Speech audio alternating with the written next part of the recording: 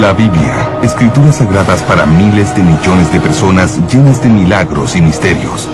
Sin embargo, nuevos avances tecnológicos sugieren que los milagros increíbles tienen cierta base en los hechos. ¿Puede la ciencia revelar la verdad acerca de los grandes misterios de la Biblia?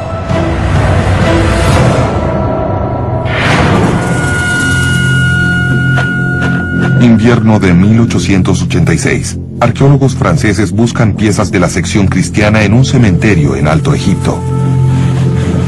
De pronto, descubren algo que estremece la historia cristiana hasta la médula. Han descubierto la tumba largamente olvidada de un monje enterrado en el siglo VIII.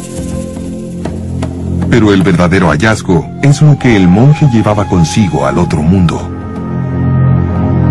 Al parecer, los que enterraron al monje tomaron ese pequeño libro de papiro y lo pusieron junto a él para que de cierto modo pudiera irse a la otra vida con uno de sus libros favoritos.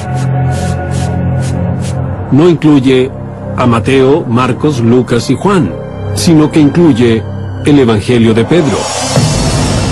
El libro parece ser un evangelio, un relato de primera mano de la vida de Jesucristo.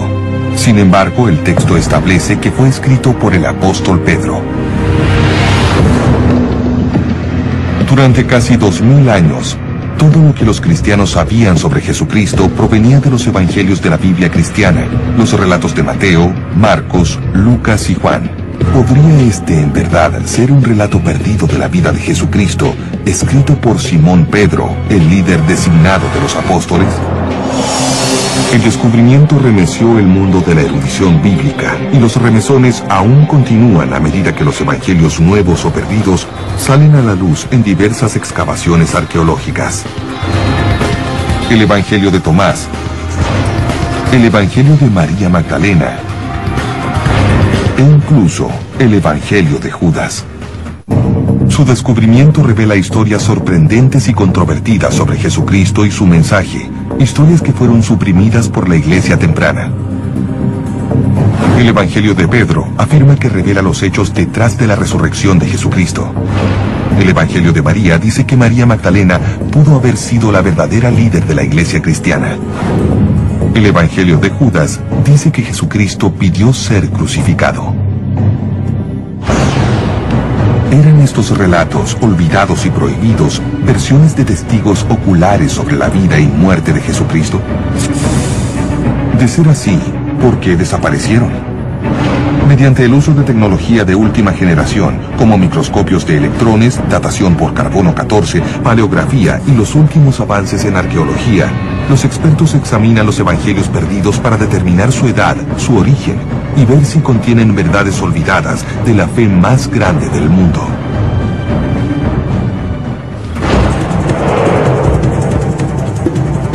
El descubrimiento de los evangelios perdidos también revela una batalla secreta ya olvidada, pero que una vez fue vital.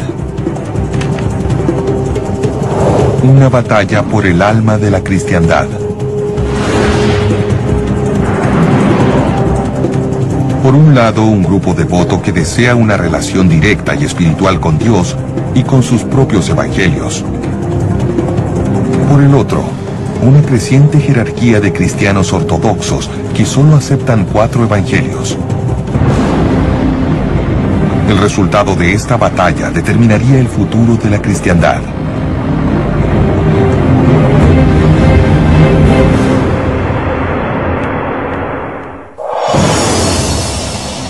Pero en los primeros días de la fe, no existían los evangelios ni la Biblia cristiana. El cristianismo comienza cerca de los años 30 después de Cristo, con un grupo de judíos que sigue las enseñanzas de Jesús de Nazaret. Narramos la historia mediante cuentos y eso fue lo que pasó con el movimiento temprano de Jesucristo. Lo más probable es que la gente que rodeaba a Jesucristo, los pobres, los marginados, no supieran leer ni escribir, de modo que hacían lo mismo que los demás. Contaban historias. La gente debió hablar entre sí. ¿Tú conociste a Jesucristo? ¿Qué dijo cuando lo conociste? ¿Estabas allí cuando hablaba por el camino? ¿Recuerdas la historia? Lo que yo escuché fue esto. Las historias sobre Jesucristo no se escribieron durante décadas. Los estudiosos creen que el primer evangelio, el Evangelio de Marcos, fue escrito cerca del año 70 después de Cristo, 40 años después de la muerte de Jesucristo. Pero su evangelio no fue el único. Para el año 200 después de Cristo, los evangelios no eran solamente 4. Puede que hayan sido cerca de unos 50. Tenían títulos como el Evangelio de Felipe, el Evangelio de los Hebreos y la Revelación de Pedro. Los escritores antiguos mencionan algunos de estos libros, pero hasta hace poco esos evangelios habían desaparecido. ¿Qué pasó con ellos? ¿Y por qué hoy hay solo 4? La respuesta tiene más que ver con la política que con la fe. La Biblia no cayó del cielo. Fue finalmente compaginada por pensadores cristianos que representaban un punto de vista particular. Lo más sorprendente es que la Biblia cristiana, como la conocemos, solo surgió 300 años después de la muerte de Jesucristo. Y el hombre que determinó el contenido de la Biblia cristiana tenía motivos poderosos que tenían poco que ver con la religión.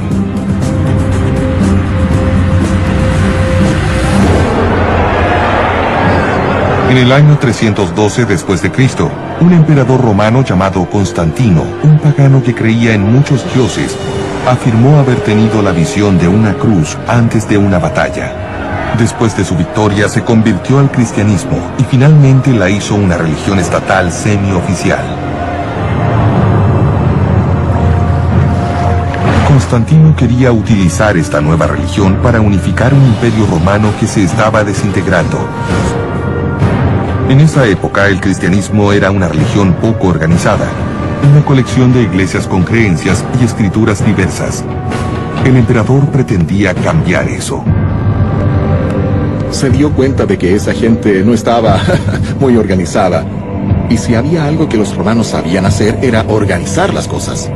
En el año 325 después de Cristo, el emperador Constantino convoca el Concilio de Nicea para decidir los principios básicos del cristianismo.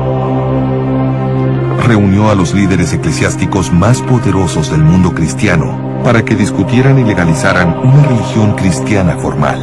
Una de las cosas interesantes es que queda muy claro que a Constantino le interesaba más que nada la unidad. Quería que la religión cristiana suministrara una base ideológica al imperio. El objetivo del Concilio de Constantino era unificar la fe tanto religiosa como políticamente. Después de semanas de debate, los diversos obispos y sacerdotes aceptaron una serie de principios que unificaban toda la cristiandad y ponían la religión firmemente bajo el control del emperador. Más tarde, él usó su autoridad para decir, bien señores, esto es todo. Las cosas cambiaron drásticamente con Constantino. Hay una redefinición completa de cómo se debe comprender a Dios. Era el protector del Estado, el que a su vez intenta usar la religión para sus propios propósitos y unificarlo todo, porque no puede haber desacuerdos si se maneja un Estado.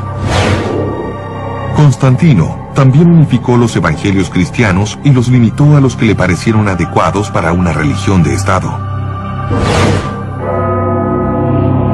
Aunque el Concilio de Nicea no decidió oficialmente el contenido de la Biblia cristiana, Constantino dejó en claro qué evangelios consideraba aceptables. Ordenó la creación de 50 copias de la Biblia cristiana que contenía solo los evangelios de Mateo, Marcos, Lucas y Juan.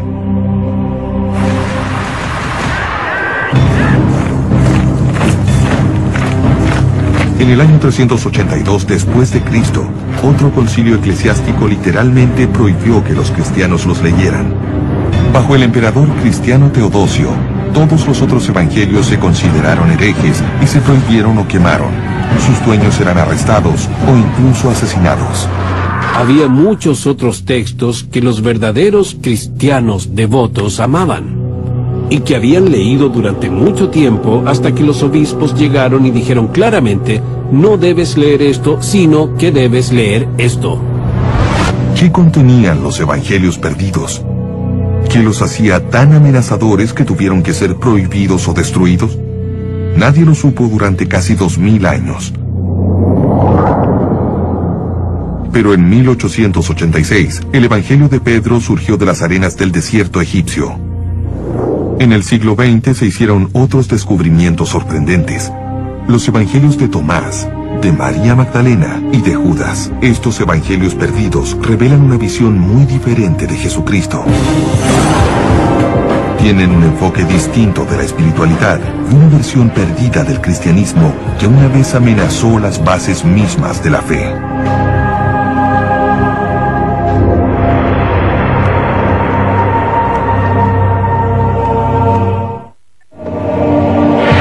Durante casi 2000 años, los cristianos creyeron que había solo 4 evangelios que contaban la historia de Jesús de Nazaret.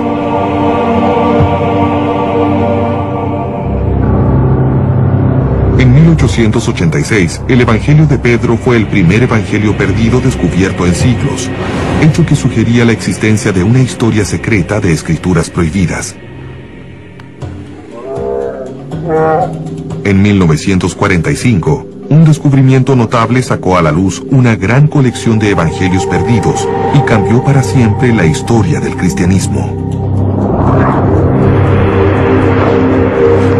En Egipto, cerca de una ciudad llamada Nag Hammadi, un granjero y sus compañeros encontraron un jarro de arcilla sellado con una explosiva carga de 1800 años. El jarro contenía 52 textos separados, con títulos como las Actas de Pedro, el Apocalipsis de Santiago y el Evangelio de Tomás. Eran literalmente los evangelios perdidos mencionados por los escritores antiguos, que al parecer habían sido enterrados después de la consolidación en el poder del emperador romano Constantino en el año 325 después de Cristo. Hasta entonces, esas escrituras solo habían existido como leyendas. Tal vez la más sorprendente de estas escrituras perdidas era el Evangelio de Tomás. El Evangelio de Tomás es un documento fascinante. Se tradujo del griego al copto y especifica dichos de Jesucristo.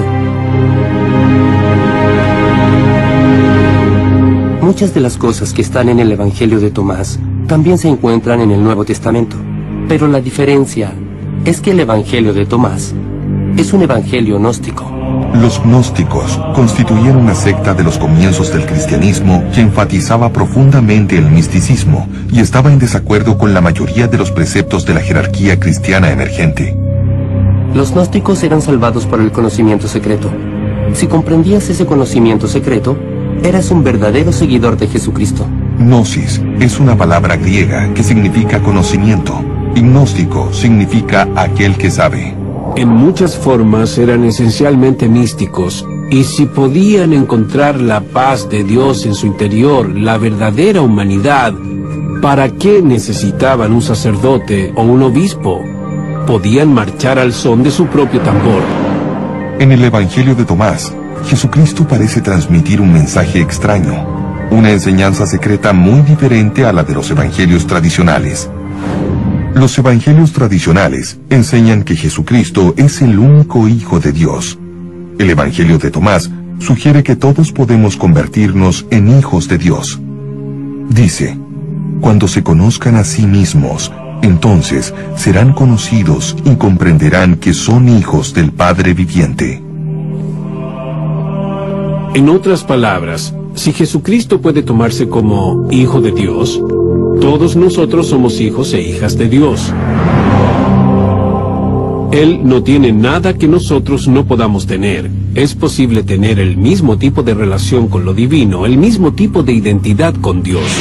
El Evangelio de Tomás llama a una conexión personal con Dios sin que se necesiten iglesias organizadas, sacerdotes y obispos. Había muchos sacerdotes y obispos que se ofendieron con los gnósticos que tenían una forma propia, una suerte de línea directa, su propio teléfono rojo con lo divino. Eso no era del agrado de las autoridades de la iglesia. Esa puede ser la razón de por qué el Evangelio de Tomás era considerado herético. La independencia de la creencia gnóstica socavaba la jerarquía de la Iglesia. Los gnósticos creían que sus propios evangelios eran tan válidos o incluso más que los de Mateo, Marcos, Lucas y Juan. En el caso del Evangelio de Tomás, tal vez tuvieran razón. En 1945, cuando se descubrieron los evangelios gnósticos, surgió una cuestión perturbadora. ¿Era posible que el evangelio perdido de Tomás fuera más antiguo que los de Mateo, Marcos, Lucas y Juan? Hay un debate entre los estudiosos sobre cómo fechar el evangelio de Tomás.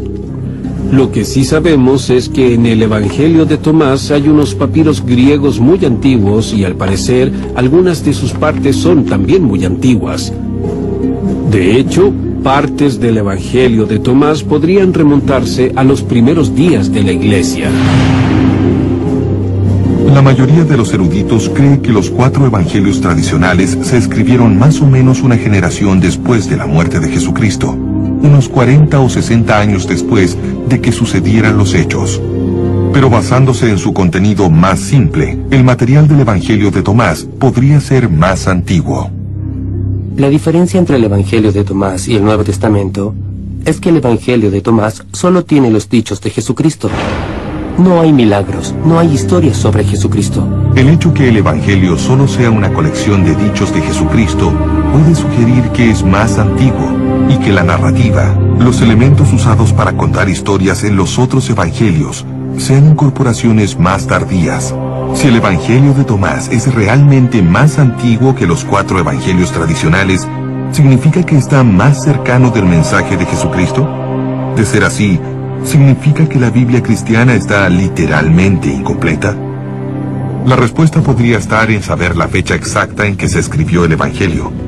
El Instituto de Conservación del Museo Smithsoniano, o MCI, tiene un equipo de especialistas y científicos que extraen los secretos de los documentos antiguos. Nuestro trabajo es realmente detectivesco. Los científicos usan diferentes tipos de instrumentos para comprender en verdad lo que es, de qué parte del mundo vino. Los expertos buscan pistas de la antigüedad de un evangelio en el papel y la tinta del propio documento. A veces siento como si pudiera introducirme en la cabeza del que lo hizo. Un investigador necesita desarrollar una especie de visión de rayos X que retroceda en el tiempo. Tienes un objeto frente a ti que ha llegado a tus manos en su actual condición y tienes que pensar en todas las cosas que le han ocurrido.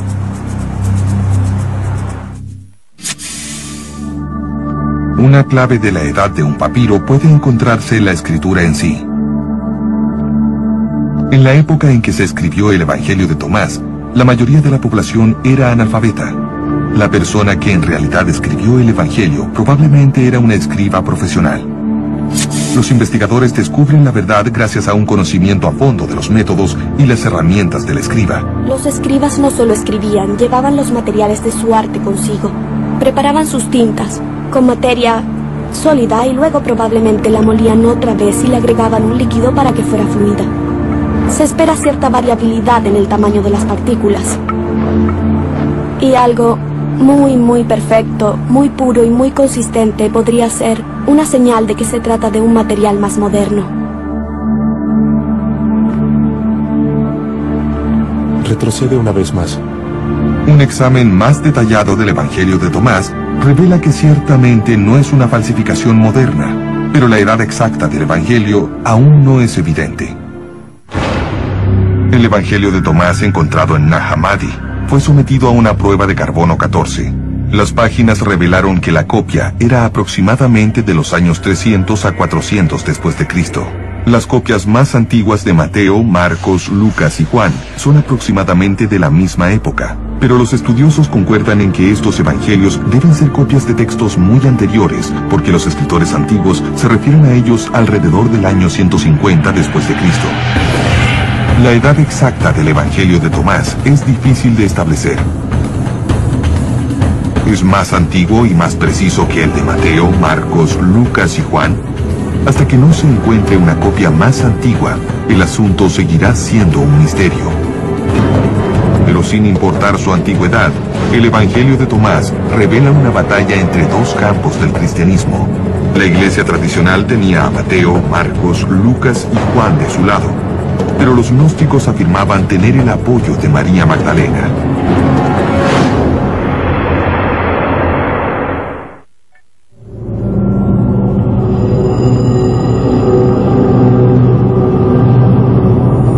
Durante siglos los cristianos creyeron que solo había 4 evangelios que revelaban la vida y el mensaje de Jesús de Nazaret. Pero cuando se descubrieron los primeros evangelios perdidos, a fines del siglo XIX, esa creencia cambió. Una de estas escrituras olvidadas más convincentes fue descubierta en Egipto en 1896. Un evangelio de un autor muy sorprendente. Es un evangelio escrito en nombre de una mujer, y no de cualquier mujer. Al parecer era María Magdalena. Y no es la misma María Magdalena que tiene un papel asignado por la iglesia, la prostituta arrepentida y todo eso. Esta María Magdalena es una discípula bien amada, es miembro del círculo interno. Solo quedan unos pocos fragmentos, pero enfatizan fuertemente la verdadera significación de María Magdalena. Si el Evangelio de María es auténtico, significa que en algún momento las mujeres fueron líderes poderosas de la iglesia cristiana. Significa que María Magdalena no fue una prostituta reformada, sino la líder de los apóstoles. Y en una religión dominada durante siglos por los hombres, quiere decir que el Evangelio más importante fue escrito en nombre de una mujer. El Evangelio de María detalla las instrucciones secretas que Jesucristo solo le dijo a María Magdalena, secretos sobre la vida, la muerte y el cielo. En este Evangelio, Jesucristo revela ciertas cosas a María sobre la vida después de la muerte en términos sumamente gnósticos. La vida después de la muerte en los 4 evangelios tradicionales se describe como un paraíso de gran felicidad. Pero en el Evangelio de María, la vida después de la muerte incluye un extraño viaje del alma, en que la persona muerta se encuentra con criaturas angélicas y demoníacas a medida que el alma se abre paso hacia el cielo. Es solo a María que Jesucristo revela este viaje secreto del alma.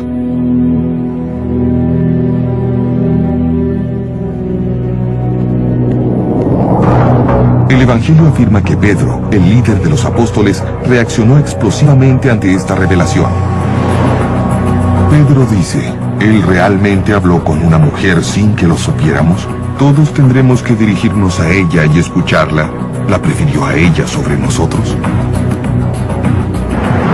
En el Evangelio, los apóstoles no hacen caso de la denuncia de Pedro y apoyan a María diciendo, si el Salvador la hizo merecedora, ¿quién eres tú para rechazarla? Lo significativo es que había un vínculo de tipo espiritual. María era considerada una persona con visión, una líder, alguien que tenía la capacidad para motivar a otros. Ese era su verdadero don. Ella comprendía la mente de Jesucristo y era capaz de comunicarlo a los otros. Este evangelio da una visión muy diferente del tipo de mensaje de Jesucristo y afirma a María Magdalena como la persona que comprendía ese punto de vista en una forma en que los otros discípulos no podían. Pero, ¿es este texto un verdadero evangelio? ¿El relato de un testigo presencial de lo ocurrido con María Magdalena? De ser así, el hecho podría cambiar la historia del cristianismo y revolucionar el papel de las mujeres en la iglesia cristiana. La clave reside en la antigüedad del Evangelio. ¿Es más antiguo que los 4 evangelios tradicionales? ¿Pudo ser escrito por la misma María Magdalena?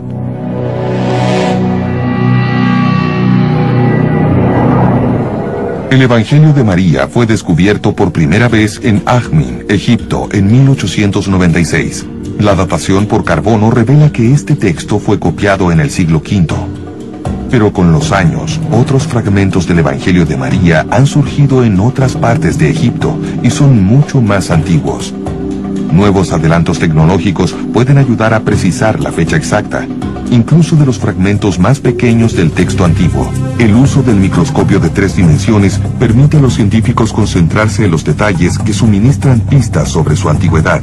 A este nivel de detalle, una muestra moderna de papiro no tiene ningún parecido con un texto antiguo. Si esto tuviera 2000 años, la superficie no sería tan brillante, sería más mate, porque las fibras estarían desgastadas y crearían una especie de pelillo en la superficie, casi como gamuza. Pruebas como esta ayudan a dar una fecha muy precisa de los fragmentos más antiguos del Evangelio de María. Fueron escritos aproximadamente en el año 200 después de Cristo. El lenguaje y el vocabulario también sugieren que el Evangelio de María fue escrito durante el siglo II y no durante la época de Jesucristo. Por lo tanto, es muy poco probable que María Magdalena escribiera el Evangelio que lleva su nombre. La mayoría de los estudiosos cree que fue creado por algún cristiano gnóstico durante el siglo II que quería invocar la autoridad del apóstol femenino. No sabemos quién fue el autor, pero muchos pueden imaginar que realmente es una voz femenina y que aquí se vislumbra una perspectiva de mujer. Puede perfectamente tratarse de una voz que aquí finalmente se escucha y que se ve sofocada en los otros evangelios. Tal vez aún más importante, el Evangelio de María revela una lucha de poder en la iglesia temprana sobre el papel de las mujeres. La idea misma del liderazgo de la mujer es algo muy emocionante en la historia del cristianismo temprano, y creo que el Evangelio de María es un testimonio de ello.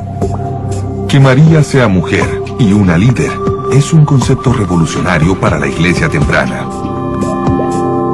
El hecho de que pueda haber un Evangelio de María indica en realidad la existencia de gente como los gnósticos que eran mucho más abiertos a la inclusión de las mujeres como miembros con pleno derecho en la comunidad. Algunas de las personas de la Iglesia Ortodoxa emergente se quejaban de ello. ¿Quieres decir que mujeres administran los sacramentos? ¿Entre los gnósticos ordenan a las mujeres? Eso es una vergüenza. Pero los gnósticos no consideraban que fuera una vergüenza. Por eso el Evangelio de María concuerda perfectamente con el punto de vista gnóstico.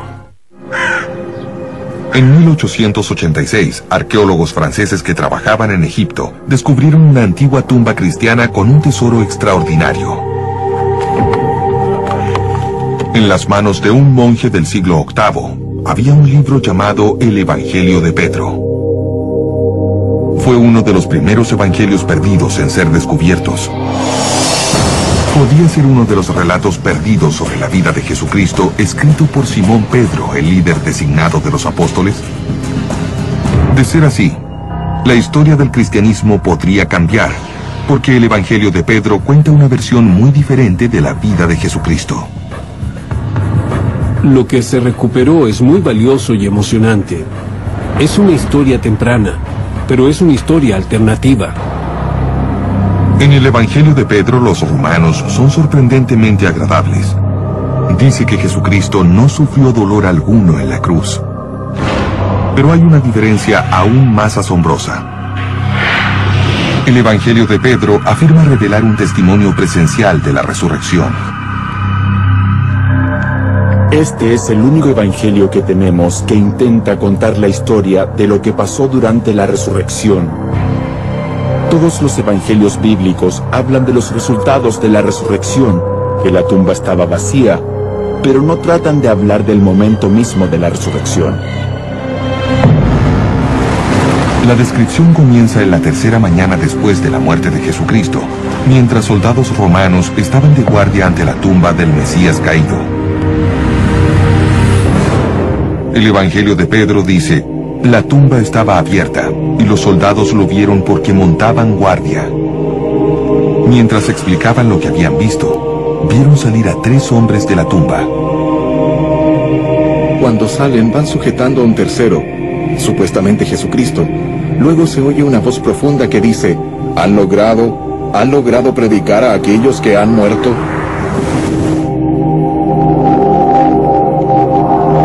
La resurrección termina con Jesucristo y las otras figuras subiendo al cielo, dejando a los testigos oculares asombrados. El Evangelio termina afirmando que es un relato del testimonio presencial del apóstol Pedro. ¿Podría este libro ser realmente el trabajo del líder de los apóstoles? ¿Del primer papa? ¿Fue escrito al mismo tiempo o antes que los 4 evangelios tradicionales? ¿O fue un relato más tardío, una falsificación que intentaba hacerse pasar por el testimonio ocular de Pedro? La evidencia arqueológica es poco clara. La fecha del evangelio encontrado en 1886 se estableció alrededor del año 700 después de Cristo, 7 siglos después de la muerte de Pedro. En otros sitios se han encontrado fragmentos aproximadamente del año 500 después de Cristo, tal vez demasiado distante para provenir directamente del apóstol. Son 14. Vamos a divertirnos armando este rompecabezas. Pero los primeros escritores cristianos mencionan este evangelio. Un obispo en lo que ahora es Turquía menciona el libro por su nombre cerca del año 190 después de Cristo. Es posible rastrear el evangelio hasta el siglo II, pero no antes. Lo más probable es que sea un texto de comienzos del siglo II.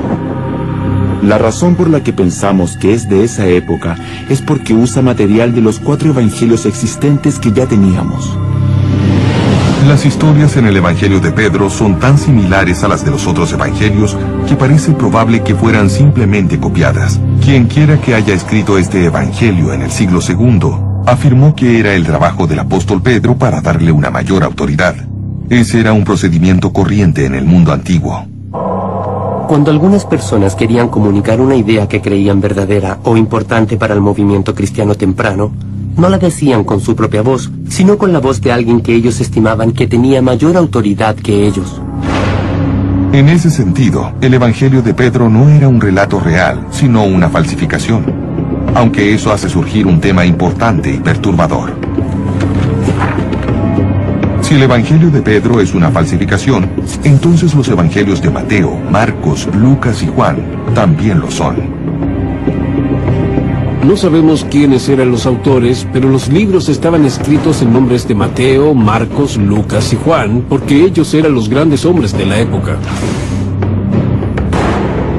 El asunto es que lo más probable es que no fueran escritos por Mateo, Marcos, Lucas y Juan. La mayoría de los estudiosos concuerdan en que incluso los 4 evangelios tradicionales no fueron escritos por los apóstoles cuyos nombres llevan, sino por los seguidores de dichos apóstoles. Si los evangelios de Mateo, Marcos, Lucas y Juan en realidad no fueron escritos por los apóstoles, ¿quiere decir entonces que el evangelio de Pedro o el evangelio de María pueden considerarse igual de auténticos? Los historiadores aún no tienen clara la respuesta, pero hay elementos en el evangelio de Pedro que sugieren que no es un testimonio ocular de nadie, y mucho menos del apóstol Pedro. La historia que narra contiene material altamente sospechoso. En la escena de la resurrección se afirma que Jesucristo y las 2 criaturas angélicas ascienden hacia las nubes. Y detrás de Jesucristo, en la tumba, se ve la cruz que habla. El Evangelio dice que se oyó una voz desde el cielo. ¿Han predicado a aquellos que duermen? Y la respuesta viene de la cruz. Sí.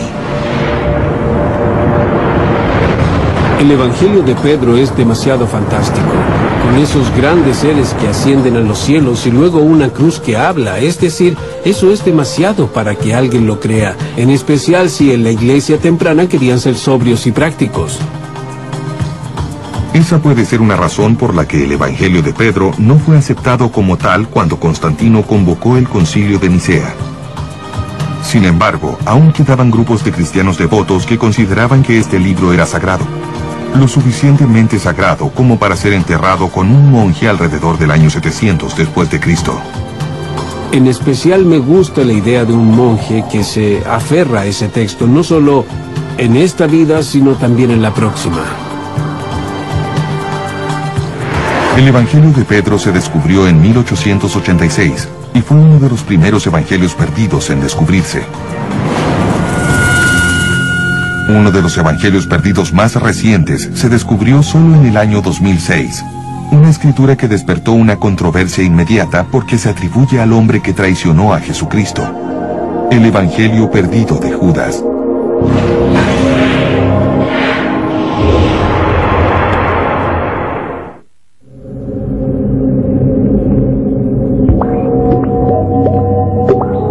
El descubrimiento de evangelios perdidos en el siglo XX cambió nuestra comprensión de la historia cristiana.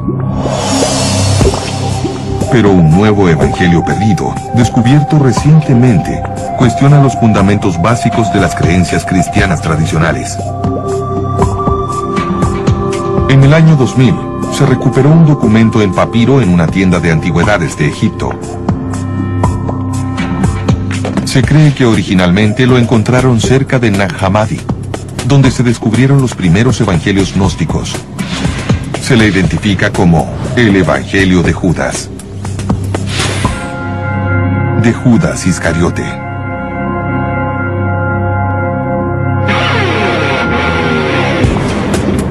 Cuando salió a la luz, la publicidad decía que Judas era un héroe que había pasado de ser el traidor de Jesucristo, como lo dicen los evangelios bíblicos, a ser alguien elevado a los cielos porque simplemente cumplió con la voluntad de Dios. En la versión cristiana tradicional de la historia de la crucifixión, Judas entrega a Jesucristo a los romanos y es considerado un villano. Pero en este evangelio, la historia de la traición es convertida en una historia de sacrificio personal. En el evangelio, Jesucristo reconoce a Judas como el más sabio de los apóstoles. Realmente solo se trata de Jesucristo y Judas. Se considera que Judas es un discípulo muy especial. Él es quien recibe la iluminación y el que parece ser el más perspicaz en términos de quién es Jesucristo. Jesucristo dice que Judas solo entregará su cuerpo físico a los romanos. Su esencia escapará a la crucifixión y volverá al reino espiritual. Esta es una clara señal de que el evangelio tiene raíces gnósticas. Esos hombres no creían que Jesucristo fuera realmente humano. Solo parecía un ser humano, era un espíritu si se quiere. Toda la idea del gnosticismo era deshacerse de esa capa, de la vestimenta, del elemento humano para poder regresar a la forma pura de ser espíritu.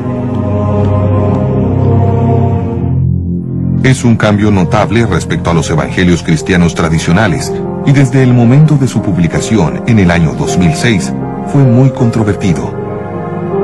Si es un evangelio auténtico escrito por Judas, reescribiría la historia y la teología cristiana. Pero muchos estudiosos creen que el evangelio de Judas solo puede ser una falsificación. La idea de un evangelio de Judas Iscariote es tan provocativa que mucha gente se ha preguntado, ¿podría ser que en realidad fuera una falsificación? Teóricamente, una persona con un sentido de humor diabólico o el deseo de engañar al mundo podría tomar un papiro muy antiguo y crear un texto y reírse de todo el mundo. El evangelio de Judas se sometió a semanas de investigación. A pesar de su origen poco usual, los expertos determinaron que no era una falsificación, pero que probablemente no era tan antiguo como los evangelios tradicionales. Los estudiosos creen que la fecha del evangelio de Judas se sitúa entre los años 280 y 330 después de Cristo, casi 300 años después de la muerte de Judas. Es evidente que no es el relato de un testigo presencial y que se escribió más tarde que los 4 evangelios tradicionales del siglo II. Pero la creación misma del evangelio de Judas resalta el creciente conflicto entre los cristianos gnósticos y la iglesia tradicional cerca del año 300 después de Cristo. Se escribe el evangelio y se atribuye a Judas porque es una forma de hacer que la gente piense en forma diferente sobre todos los personajes y así se cambian las reglas del juego. Se transforma todo al bajar un poco la categoría de los apóstoles y subir un poco la de Judas. De ese modo se reconfigura la forma en que se ve el mundo, porque el evangelio de Judas critica fuertemente a la iglesia que se origina en las reglas apostólicas. Realmente creían que había algo interior, que ellos tenían una especie de acceso directo a lo divino. En verdad pensaban que no necesitaban sacerdotes ni obispos.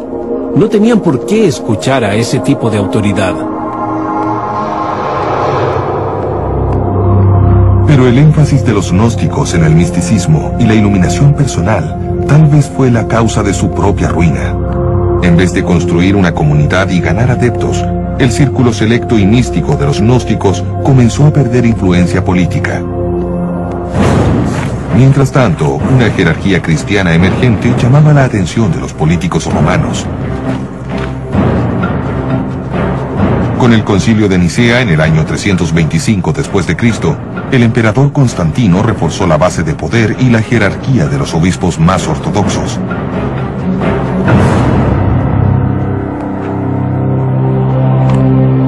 Los evangelios de Mateo, Marcos, Lucas y Juan quedaron aceptados.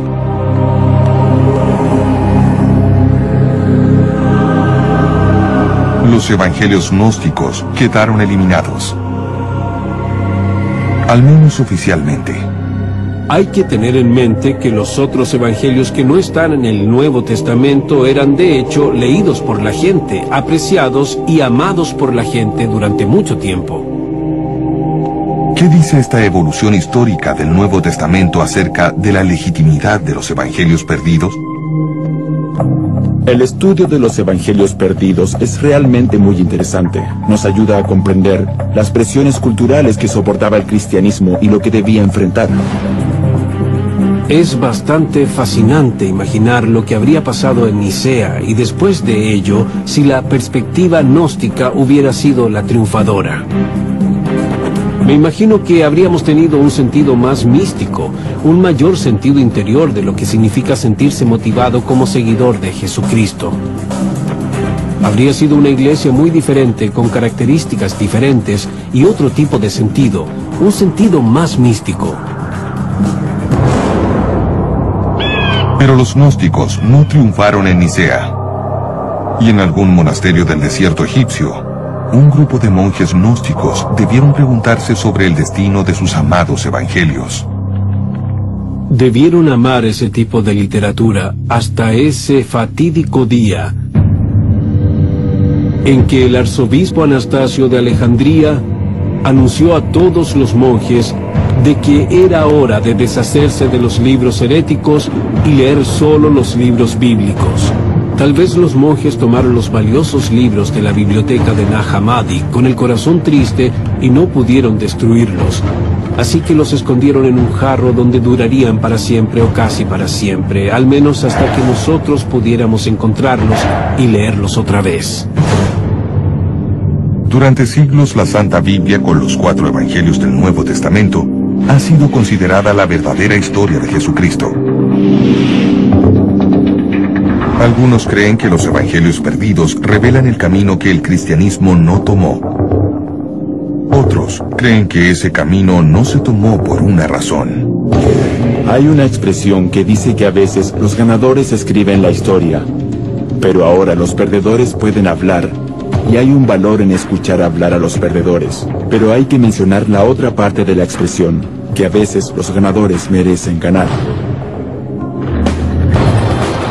Siglos después de haber sido confinados en las arenas del desierto, los evangelios perdidos siguen siendo controvertidos, y tal vez esto mismo constituya la confirmación del poder de la palabra escrita en la transmisión de la fe, la esperanza y el misterio, a través de los siglos y en todo el mundo.